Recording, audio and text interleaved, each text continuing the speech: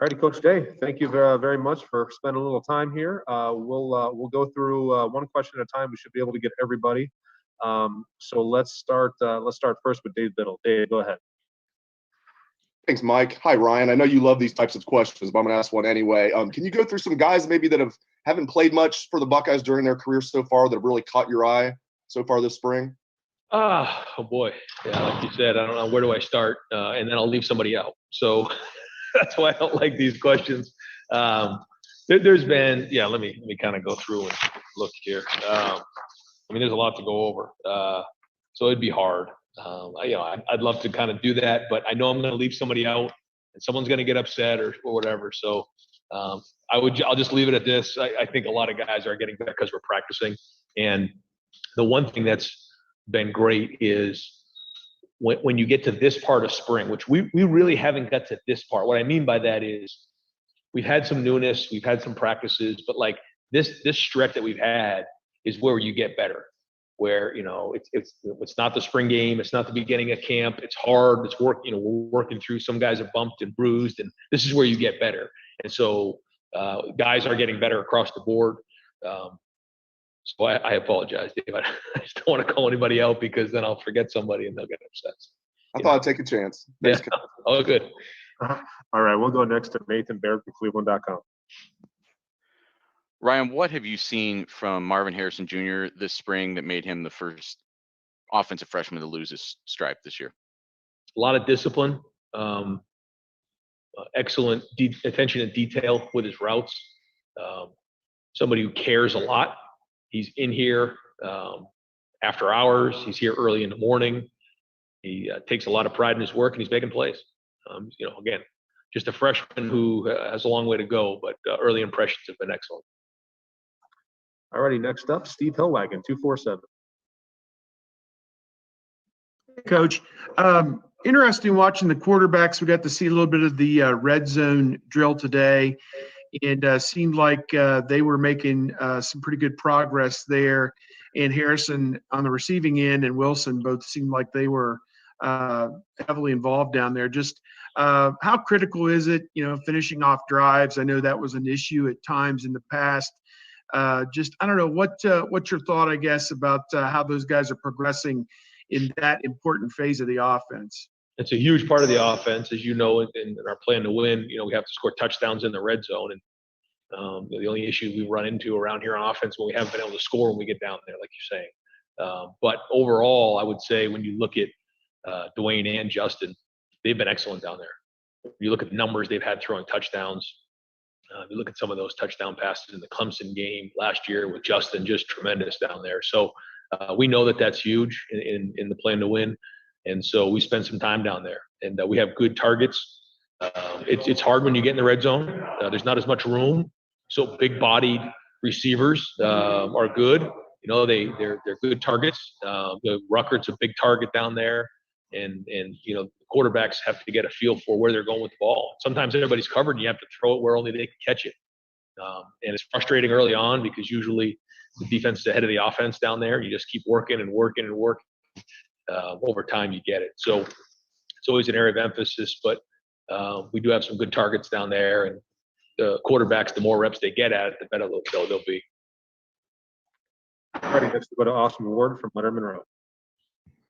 Hey, Ryan, this may be a small detail in the long run, but when you have an opportunity like today at right tackle, what goes into the thinking to leave Paris inside and let Duan go out there?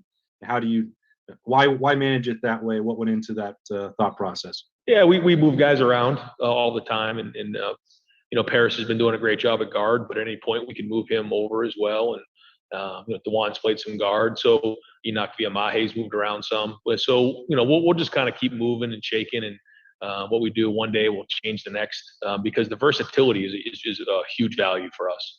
And so we kind of interchange those guys. Thayer's done some different things over his career. Matt Jones has moved around, so it's just something that Stud will kind of mix and match as the spring goes on to get those guys some reps, because you just never know where guys could be. And so we do like the fact that Paris is making great progress at guard. So I think that today he just wanted to keep him there to keep growing, and he's been doing well there. So didn't want to make a move, and But who knows? That could change tomorrow. Alrighty, next up, Spencer Holbrook, Letterman Row. And when you have two guys as talented as Garrett and Chris, and you saw the production from them last year, it seems like they kind of can't get any better. Where have you seen those two progress? Because it seems like we're just we know how good they are. We don't need to ask about them, but they're probably still making progress, I would imagine. Oh yeah. There's a lot of work to be done. Playing on edges, being more physical, attention to detail and route running, finishing plays with the ball. There's spacing out routes in zone. There's a lot of areas there. Blocking, huge. So a lot to work on. And that's, again, we have a year of a deficiency, in my opinion, across the board of development. So we're playing catch up right now. We just are. And last week has been great. But one thing that's for sure is we've got light years to go. We've got to get better in the fundamentals and the techniques of playing. We just have some young guys, which we do every year, and that's a good thing. The good news is they're talented, but we got to keep playing football. And the more we can play, the better off we're going to be. And those are two guys who have played a lot of football here, but still a lot of improvement in different areas. And Coach Hart has made that clear, the different emphasis areas. But across the board, we've been saying in the spring we want to get better fundamentally and technique-wise. There's nobody who's above getting better in those areas. I mean, shoot, there's 10, 12-year vets in the NFL that need to improve in different areas. And so we'll just keep challenging them to get better. All righty, we'll go next to Bill Rabinowitz from the Columbus Dispatch. Hi, Ryan. Obviously, this is the last week of spring practice. You've probably been able to make some kind of determinations. What are the things, maybe one thing you're happiest about, one thing you're still most concerned about, and maybe a couple things you really want to see Saturday? Yeah, let's see. Most happy about, I would say, is our attitude, the effort. I think that we've done a good job recruiting, so I think we have some talent. I really like the guys, just in terms of their leadership, the way that their energy is on the field. I think the biggest concern I would have is just that, we're, in terms of playing the game, we missed the whole half a season last year. Again, we didn't have a preseason and we didn't have bowl practice. All those things we're behind playing the game. There's just so many guys last year that missed a lot of reps, and we miss those linebackers. We miss, we're going to miss Justin. We're going to miss some veteran guys that not only had great leadership but just had a lot. They played a lot of football around here. Luke Farrell played a lot of football. So that's my concern, especially when we go into the season, because we jump right into conference play with Minnesota and then quickly turn around and play Oregon at home the first two games of the season. So I'd say probably that's my biggest concern. As we get into the spring game, things I want to say, just improvement, just continually getting better. And I wish we had another 15 practices here in May, but we don't. So once spring practice is over, there's a couple discretionary weeks in there. We get through finals. Guys kind of rest up a little bit, and then we jump into the summer, and we got to hit the ground running. We can't lose any days, any weeks as we head into August. Thank you. All righty, we'll go next to Patrick Murphy, 247. Ryan, Nathan asked you about Marvin Harrison, but Travion Henderson also lost his black stripe. What have you guys seen from him? What was the thinking there, showing you that he was ready to have that taken off? Yeah, still really young, didn't play last year, hasn't played football in a while. That's the other thing. He and a few of other guys who are young, freshmen last year he didn't play high school ball. So, and then some of the guys who didn't play this past year who are sophomores, but he has done a good job. He's had a good attitude. He's got a good work ethic. He's done everything right so far. Now he's still got to, play more and learn, and every day. He needs a million reps, but the talent is there. The work ethic is there. I think he's going to have a really bright future here. He's done everything we've asked him to do so far. He's flashed at times already. So excited to see what that looks like during the spring game. All right, we'll go next to Tim May from Letterman Row.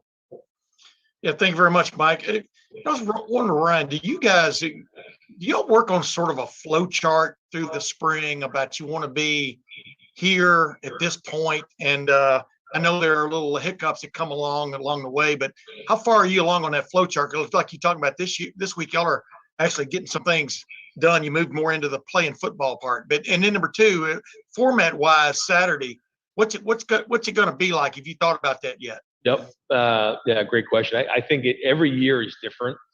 And I think this year is different than any year that I've been here.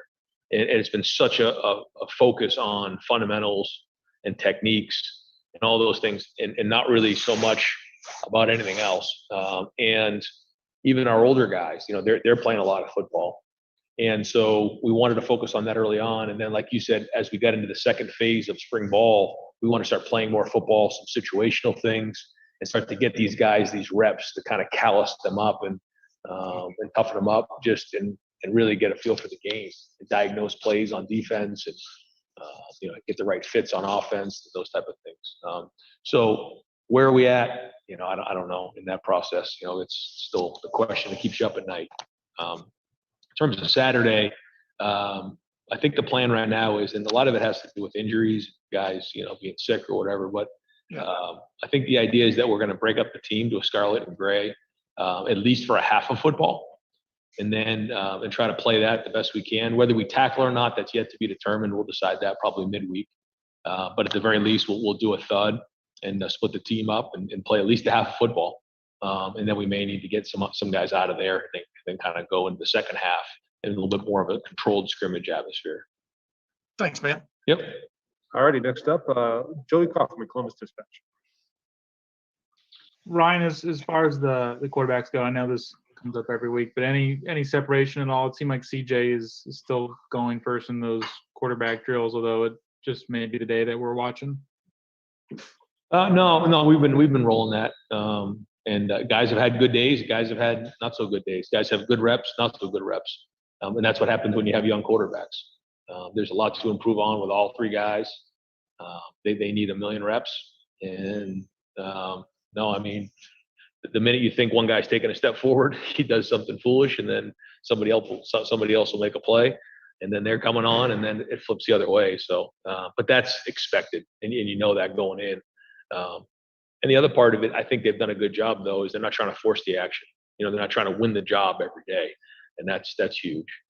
So there's been good progress there, but still a long way to go.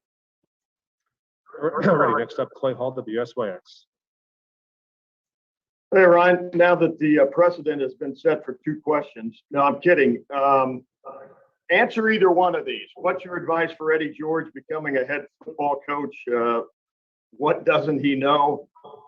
And or what's the percentage in Justin Fields having another workout for the 49ers after he performed so well in the pro day?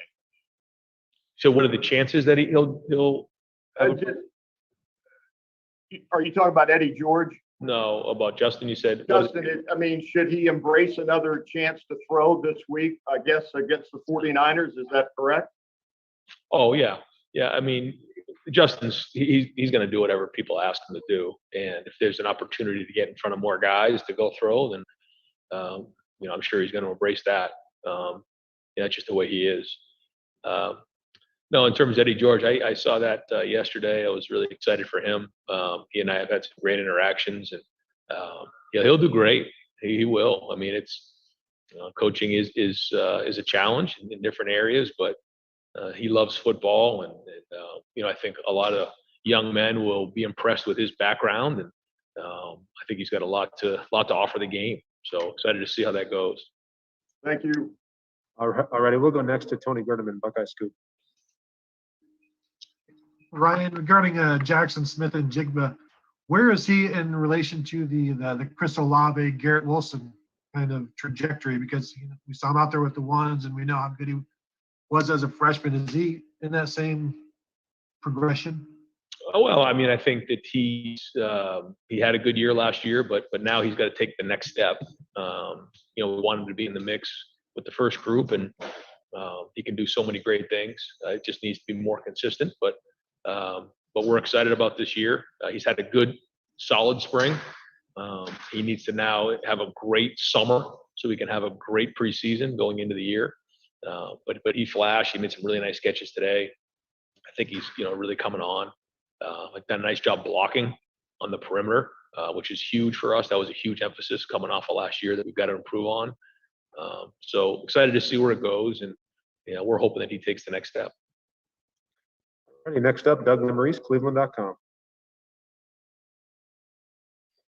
Hey, Ryan, that was the first football practice I watched in a year, so I'm all like juiced up about everything. So I'm asking an upside question, not an improvement question.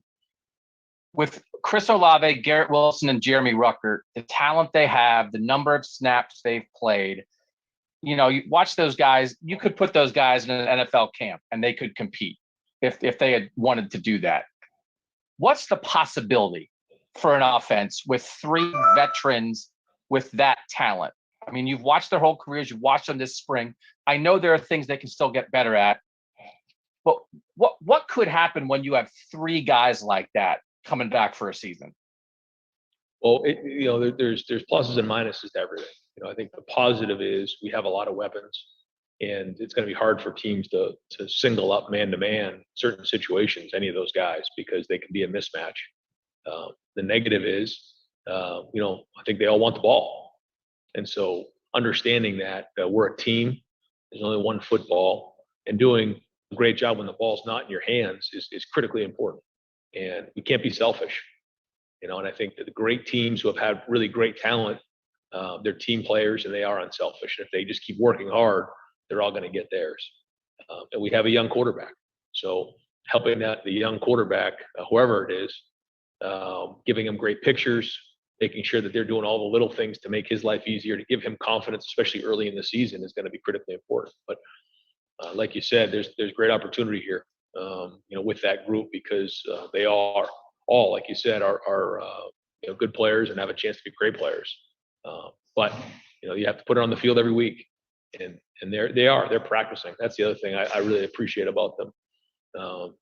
Chris is a little sick here and there, but those guys have been practicing for the most part. Ruck's been out there, and Garrett's been out there. Jameson Williams been practicing really hard. Jackson's been practicing. The young guys are out there, and if they keep practicing, they're just going to keep getting better.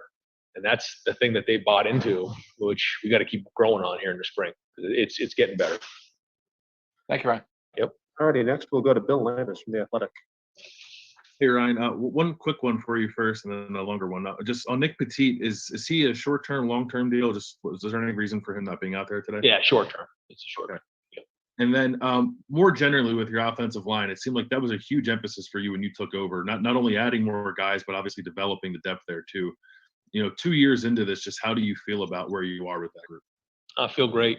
I think we have a really good depth. We have a good group in that room. I think Stud's done a really good job of recruiting, and we have different shapes and sizes, and also have some versatility in there. And that's the other group we have right now. I think we have over 20 guys in that room with walk-ons and scholarship guys, and only 5 can get on the field. And so understanding that it's a team effort, and, we're going to possibly roll some guys this year because we have a lot of talented dudes in that room, and so. Anyways, I think that things are going well. We've got to continue to develop some of the guys in there. That we have developed some guys into being good players, and it's fun to see where that's headed here this year, because I think we have a chance to have a really good room. All righty, let's go next to Dan Hope from 11 Warriors. Hey, Ryan, just specifically about Kyle McCord, as a guy going through his first spring as a true freshman, just what are the biggest areas in which you've seen him grow from when he came into his first practice to now going into this final week of the spring? I just think it's getting more and more reps and trying to get better with each play. The thing you can't do is you can't run every single play to all different coverages every practice. So what you have to do is you have to be able to play the plays in your mind and play with an imagination, put the work in off the field. Because if you can solve some of those problems on your own, not just when you walk in the building and when you're out of practice, you're going to accelerate your learning. And I think he's done a good job of that. I think he can continue to get better at it because that's a huge part of the game. When we talk about some of the best in the game right now in the NFL, when you talk about the people who had the most success with the Bradys and the Breezes and Rodgers and Russell Wilson, and to me, the thing that they've mastered is they know where they're going with the ball before it really even happens. when that ball hits their hands, they know where it's going for the most part. They've already played the game in their head, and they can make it look really easy. If you're catching the ball and trying to figure it out, or you're reacting, or you haven't thought through what your contingency plan is on a play, and you caught the ball and you haven't thought about it, and you're trying to figure out, well, if the corner comes on this blitz as you catch it, now what do? Not good. And so, we've been challenging the quarterbacks with that, and Kyle's done a good job so far. I mean, there's no way to speed up the process other than do what we're talking about. So off to a good start, has a bright future, but like anything else, it's just going to take reps. All righty, we'll go next to Jeremy Birmingham, Leonard Monroe. Hey, Ryan, with confidence seeming to get higher every day that the dead period's coming to an end at the end of May, has the NCAA given you guys any sort of guidance on what to expect with respect to camps and how you get to evaluate players that you haven't seen? I mean, I'm not even talking about like visits and the social things, but for actual player evaluation, what is the mindset or the approach heading into June?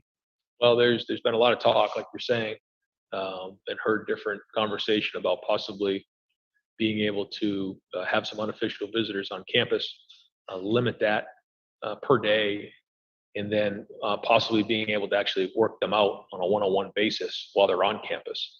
And so, we're just kind of waiting to see what that's going to look like. I know that there's been talk about doing official visits in June. And so we're kind of trying to plan accordingly and just wait for the green light on all that stuff. All righty, we got time for about 3 more. We'll go first to Whitney Harding. Whitney. Hey, Ryan, big news last week that fans are going to be allowed at the spring game. How exciting is this going to be for the guys? And also, how great is that as another preparation step to have those distractions in there and that extra juice that they're going to have to learn to temper? Yeah, it's going to be an adjustment phase again. We had to adjust with no fans, and then we kind of got used to that. Now we have to adjust to having fans again. So it's fun, though. Thank goodness that we're able to get some people in the stands. Looking forward to have our guys play in front of a crowd and get back to some normalcy here. So we're very, very excited about that. And it's going to be. We're hoping that we can get a packed house here.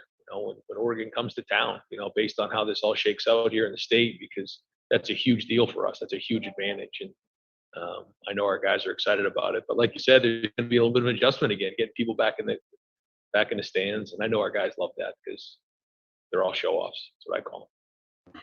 Thanks. All right, we'll go next to Sean Dunnigan, WBNS. Hey, Ryan,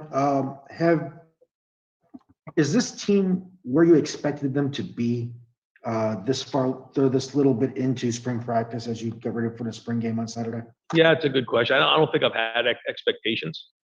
You always want to be further along than you are, always. So as a coach, you're always gonna, go home and be like, man, I wish we were better in this area. I wish we were better over here. I wish we were better over there. And I do. I feel like that all the time. So, but that's part of being a coach. And I want it further along, but I do think a lot of progress has been made, and it's been a good spring. All righty, and our final question for today goes to Stephen Means, Cleveland.com. Stephen, go ahead.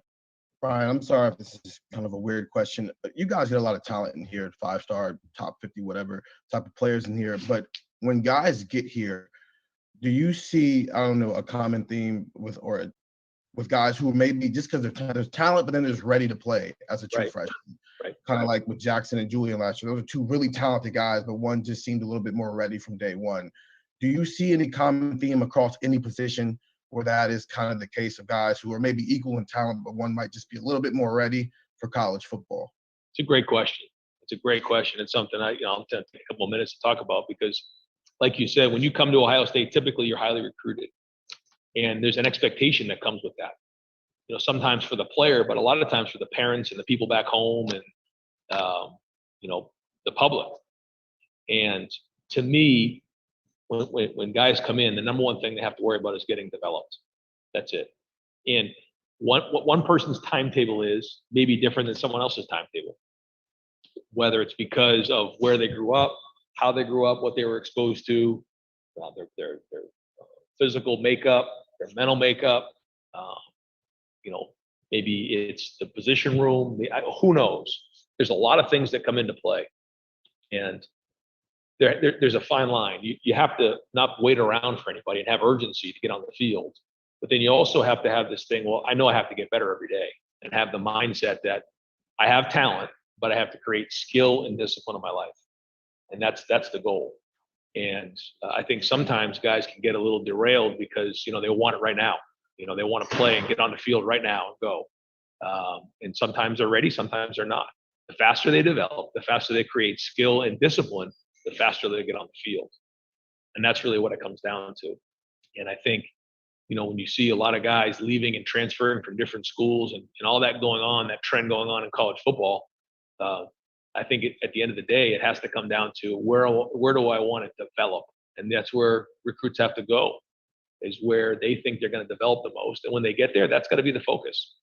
It can't be how fast do I get on the field? Well, put that over here. All right, here's the process to get there. It isn't just going to happen. Poof, you're going to get on the field. You have to spend time and you have to work at it. And everybody has a different journey along the way. And you look at different stories of guys that maybe it took 5 years, maybe it took 1 year, maybe it took 2 years, maybe it took 4 years. Everyone's on a different way. And I think sometimes it's hard because they feel the pressure from the outside, whether it's through social media or their family or friends or people back home.